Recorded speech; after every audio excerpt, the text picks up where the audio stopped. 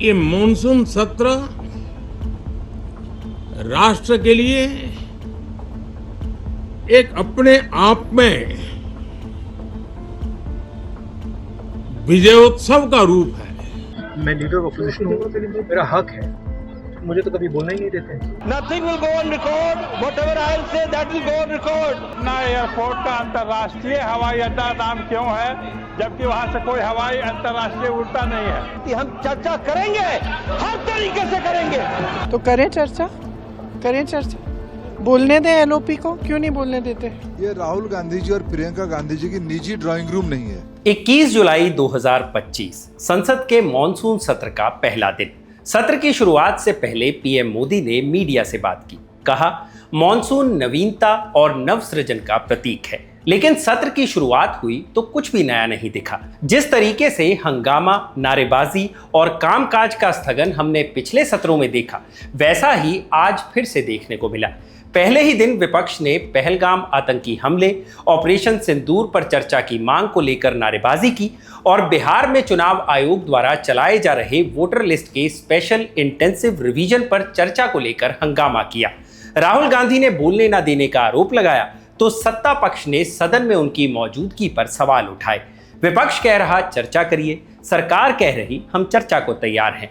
फिर चर्चा हो क्यों नहीं पा रही? हंगामा क्यों हो रहा है? सदन स्थगित क्यों हो रहा है? ये समझ से परे है। आप भी देखिए और समझिए मॉनसून सत्र के पहले दिन संसद के दोनों सदनों में क्या क्या हुआ।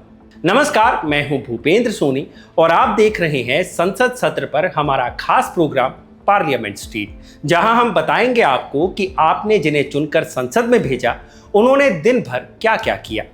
सत्र की शुरुआत से पहले पीएम मोदी ने संसद भवन के बाहर मीडिया को संबोधित किया, सरकार की उपलब्धियों का बखान किया, operation Sindoor, made in India हथियारों की बढ़ती मांग, नक्सलवाद के घटते दायरे के बारे में बताया और बताया कि देश तीसरी सबसे बड़ी अर्थव्यवस्था बनने की ओर तेजी से अग्रसर है। साथियों, मॉनसून नवीनता और नवसर्जन का प्रतीक है और अब तक जो खबरें मिली है, देश में मौसम बहुत ही अच्छे ढंग से आगे बढ़ रहा है। कृषि को लाभदायक मौसम की खबरें हैं और बारिश किसानों की अर्थव्यवस्था, देश की अर्थव्यवस्था, ग्रामीण अर्थव्यवस्था और इतना ही नहीं, हर परिवार की अर्थव्यवस्था में एक बहुत महत्वपूर्ण होता है। फिर 11 बजे से दोनों सदनों की कार्रवाई शुरू हुई। दोनों सदनों में दिवंगत संसद सदस्यों, 12 अप्रैल को पहलगाम में हुए आतंकी हमले और 12 जून को अहमदाबाद में हुए विमान हादसे में मारे गए लोगों को श्रद्धांजलि दी गई। इसके बाद प्रश्नकाल शुरू हुआ। लोकसभा में प्रश्नकाल शुरू होते ही हंगामा शुरू हो गया। विपक्षी सदस्यों ने पहलगाम में हुए आतंकवादी हमले, ऑपरेशन सिंदूर और बिहार में चल रहे वोटिंग लिस्ट के एसआईआर के मुद्दे पर चर्चा की मांग को लेकर हंगामा शुरू कर दिया। स्पीकर ओम बिरला ने नारेबाजी कर रहे सदस्यों से शांति की अपील की। कहा कि सभी विषयों पर प्रश्नकाल के बाद चर्चा होगी। सरकार हर विषय पर चर्चा के लिए तैयार है। सदन को तोड़ना ही चाहिए। मेरा आग्रह आपसे, सदन को आप प्रश्नकाल के बाद जो भी विषय होता है, प्रश्नकाल के होते हैं, आप नोटिस दीजिए। ये अखिलेश जी, आप सभी सदस्यों उधर तख्तियां लेके नहीं आए। नो, मैं आपको प्रश्नकाल के बाद सब विषयों पर चर्चा करूं। प्लीज बैठिए। नो, ये तरीका उचित नहीं है। सदन के पहले दिन सदन चले, अच्छी चर्चा हो, व्यापक चर्चा हो। मैं सभी सदस्यों को पर्याप्त समय, पर्याप्त अवसर दूंगा। सदन नियमों प्रक्रियाओं से चलता है। प्रश्नकाल के बाद हालांकि विपक्षी सदस्य अपनी मांगों पर अड़े रहे, जिसके बाद सदन की कार्रवाई को 12 बजे तक के लिए स्थगित कर दिया गया। 12 बजे दोबारा कार्रवाई शुरू हुई। हंगामा जारी रहा। पहले संसदीय कार्य मंत्री किरेन रिजिजू और फिर रक्षा मंत्री राजनाथ सिंह ने चर्चा के लिए सहमति दी। कहा कि सरकार चर्चा के लिए तैयार है, कार्रवाई चलने दी जाए।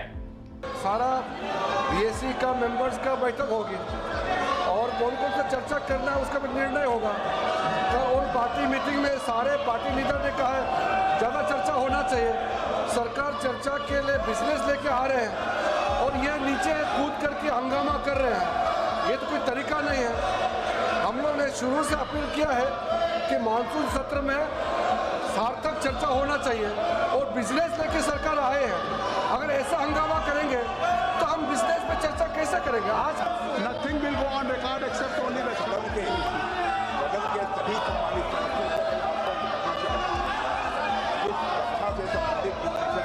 चर्चा चाहते हैं, कितनी भी बड़ी चर्चा चाहते हैं, कितने घंटे की भी चर्चा चाहते हैं, जैसा भी आपके द्वारा स्पीकर महोदय के द्वारा तय किया जाएगा उसके तहत हम चर्चा करने के लिए पूरी तरह से। लेकिन नारेबाजी नहीं रुकी और सदन फिर से 2 बजे तक के लिए स्थगित कर दिया गया। 2 बजे कार्रवाई शुरू हुई तो फिर से वही हुआ। पहले 4 बजे तक के लिए कार्रवाई स्थगित हुई और फिर पूरे दिन भर के लिए। इस तरह से लोकसभा में आज का पूरा दिन हंगामे की भेंट चढ़ गया। पूरे दिन कोई कामकाज नहीं हुआ, हुई तो सिर्फ नारेबाजी और हंगामा। एक दूसरे पर आरोप प्रत्यारोप लगे। सदन के बाहर राहुल गांधी ने आरोप लगाया कि उन्हें बोलने नहीं दिया जा रहा है। जो हाउस में डिफेंस मिनिस्टर को बोलने देते हैं, उनके लोगों को बोलने देते हैं, मगर अगर विपक्ष का कोई कुछ कहना चाहता है तो अलाउड नहीं है। मैं लीडर ऑफ अपोजिशन हूँ, मेरा हक है, मुझे तो कभी बोलना ही नहीं देते। ये एक नया अप्रोच है। सर पीएम ने विजय उत्सव सत्र बोला है। सर पीएम बोल रहे हैं कि विजय उत्सव सत्र है, सेलिब्रेटेड सर। बट दौड़ के निकले हाउस से 1 सेकंड में। लेकिन चेयर बार बार कह रही थी कि हम चर्चा के लिए तैयार हैं, आप लोग बैठिए, हम चर्चा के लिए तैयार। चर्चा तो होगी, अगर वो अलाउ करेंगे तो होगी, मगर इशू ये है कि कन्वेंशन कहता है कि अगर सरकार के लोग कुछ बोले तो हमें भी स्पेस मिलनी चाहिए। हम 2 शब्द कहना चाहते थे, मगर विपक्ष को ये अलाउड नहीं। Thank you. कांग्रेस के अन्य सांसदों ने भी राहुल गांधी के आरोपों का समर्थन किया। तो करें चर्चा, बोलने दें एलओपी को, क्यों नहीं बोलने देते? अगर हर चीज़ के लिए तैयार है तो लीडर ऑफ अपोजिशन का मुंह बंद क्यों कर रहे हैं? खड़े हैं बोलने के लिए, बोलने देना चाहिए। वहीं दूसरी तरफ सत्ता पक्ष ने राहुल गांधी पर चर्चा से भागने का आरोप लगाया और कहा कि सरकार हर चर्चा के लिए तैयार है। ये आखिर सदन चलने दें, सदन में हंगामा खड़ा करना ये कांग्रेस की आदत बन गई है, क्योंकि खुद राहुल गांधी सदन में नहीं बैठते हैं। खुद सदन में किसी महत्वपूर्ण सवाल पे बाहर तो बहुत सवाल उठाते हैं, लेकिन सदन के अंदर जब वो सवाल पे चर्चा होती तब वो नहीं बोलते हैं। तो ये तो देश देख रहा है कि विपक्ष केवल आज हंगामा करना चाहता है। ये राहुल गांधी जी और प्रियंका गांधी जी की निजी ड्राइंग रूम नहीं है। जब चाहे, जिसको चाहे, जिस प्रकार की भाषा से बात तो कर सकते हैं।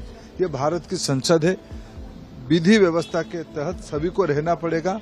वो भी चर्चा करे, चर्चा से खुद भाग रहे हैं, क्योंकि उनको ज्यादा रुचि है पाकिस्तान की परस्त करना, ज्यादा उनकी रुचि है भारत की विपक्ष वाले ताकत को मदद करना।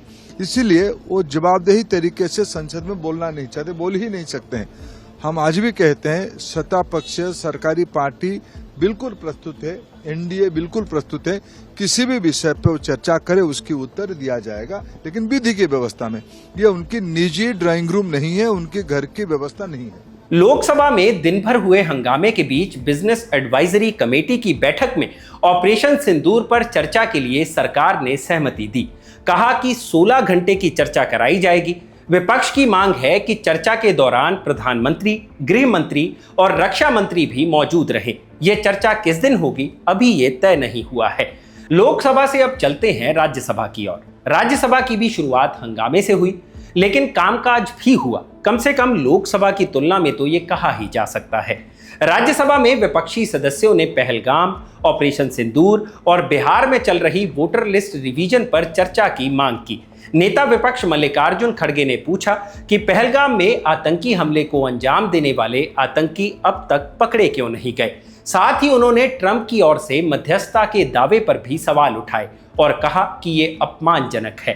पहलगाम हमला 22 अप्रैल को हुआ था, अब तक आतंकवादी पकड़े तो नहीं गए, लेकिन हुआ क्या?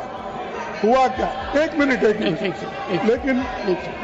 J&K में कम से कम इंटेलिजेंस, इनकी सिक्योरिटी है, उसके बारे में उनका फेल्यूर हुआ, ये उन्होंने ही कहा है। लेफ्टिनेंट गवर्नर ने कहा है इसमें इंटेलिजेंस फेल्यूर है, ये एक्सेप्ट उन्होंने ही किया, ये हमारी बात नहीं सर। CDS उपसेना प्रमुख और एक वरिष्ठ डिफेंस अटैची ने कुछ बेहद संवेदनशील खुलासे भी उन्होंने किए, जहां पर नहीं मैं सुनता हूं उनका, मेरा एक ही मिनट सुनिए। ओनली 1 मिनट मेरा सुनिए, उसके बाद उनको दीजिए प्लीज। सर, विषय ये है, इन विषयों पे मुझे विषय प्रश्न नहीं है, ये पहलगाम एंड ऑपरेशन सिंदूर के बारे में आपने जो दुनिया को बताया, हमको बताया, हिंदुस्तान के लोगों को बताया, उसकी बात कर रहा हूं। हमारे को इंफॉर्मेशन तो देना चाहिए, हमारे से तो आपने मदद ली। खड़गे के आरोपों का जवाब देते हुए केंद्रीय मंत्री और नेता सदन जेपी नड्डा ने कहा कि सरकार हर तरीके से चर्चा के लिए तैयार है। इस हाउस को और इस हाउस के माध्यम से देश में कहीं यह संदेश नहीं जाना चाहिए कि सरकार पहलगाम और ऑपरेशन सिंदूर पर चर्चा नहीं चाहती। हम चर्चा करेंगे, हर तरीके से करेंगे, और ऑपरेशन सिंदूर के सारी पॉइंट्स को देश और दुनिया के सामने रखा जाएगा। और मैं यह भी बताना चाहता हूं कि आज दिन तक आजादी के बाद इस तरीके का ऑपरेशन नहीं हुआ जो प्रधानमंत्री मोदी जी के नेतृत्व में हुआ है। हंगामे के दौरान नड्डा ने कहा कि रिकॉर्ड पर वही जाएगा जो वो बोल रहे हैं, बाकी कुछ भी रिकॉर्ड पर नहीं जाएगा। ये क्लिप भी सोशल मीडिया पर खूब वायरल हुआ। लोग पूछ रहे हैं कि रिकॉर्ड पर क्या जाएगा और क्या नहीं, ये तय करने का अधिकार सभापति का होता है। नड्डा ये कैसे कह सकते हैं? अरे गुस्सा मत करो भैया, अरे गुस्सा मत करो। Nothing will go on record. Whatever I'll say, that will go on record. You should know. खैर, हंगामा जारी रहा और सदन की कार्रवाई 12 बजे तक के लिए स्थगित कर दी गई। 12 बजे प्रश्नकाल शुरू हुआ। बिहार से भाजपा सांसद डॉक्टर भीम सिंह ने पटना एयरपोर्ट पर अपनी ही सरकार को घेर लिया। भीम सिंह ने कहा कि पटना से कोई अंतर्राष्ट्रीय उड़ान नहीं है, फिर भी उसका नाम अंतर्राष्ट्रीय एयरपोर्ट क्यों है? उन्होंने मंत्री पर गोल मटोल जवाब देने का आरोप भी लगाया। मंत्री जी ने एक गोल मटोल वक्तव्य के द्वारा देने का काम किया है।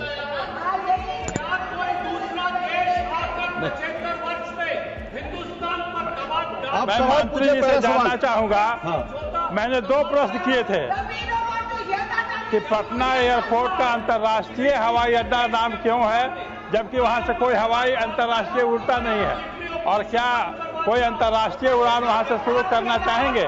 तो इसका उत्तर नहीं है। मैं मंत्री जी से यही जानना चाह रहा हूं कि वहां से अंतर्राष्ट्रीय उड़ान कब तक से शुरू करना चाहेंगे। प्रश्नकाल के दौरान एयर एविएशन सेफ्टी से संबंधित सवाल पूछे गए। इस दौरान अहमदाबाद प्लेन क्रैश का मुद्दा भी उठा।